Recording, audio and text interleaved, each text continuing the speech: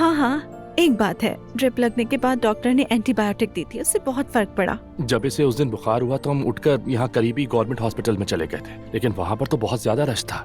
फिर मजबूरन private hospital जाना पड़ा। प्राइवेट हॉस्पिटल जाना मैं नहीं चाहती थी, वो तो मामूली से ड्रिप के ढेर सारे पैसे ले लेते हैं, लेकिन मजबूरी में वहीं जाना पड़ा। नूर मेरी जान, तुम्हारी बुखार से हालत बुरी हो गई थी, फिर भी पैसों की फिक्र है। वैसे मम्मी भी आना चाह रही थी, लेकिन मैंने खुद रोक दिया उन्हें। लेकिन उन्होंने तुम दोनों को सलाम और दुआएं भेजी। अल्लाह तुम दोनों को सेहत दे। अच्छा किया उन्हें मना कर दिया आपने। नहीं, उन्हें कुछ नहीं होता, अब तो तुम ठीक हो, काश वो आती। नहीं मेरी जान, ऐसा नहीं है, सुमैया साहिबा वैसे भी ज्यादा उम्र की है।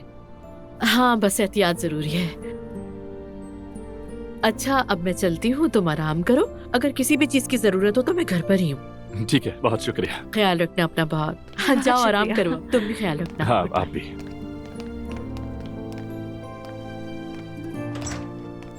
फिर मिलेंगे। अल्लाह हाफिज। अल्लाह खुदा हाफिज। हाफिज।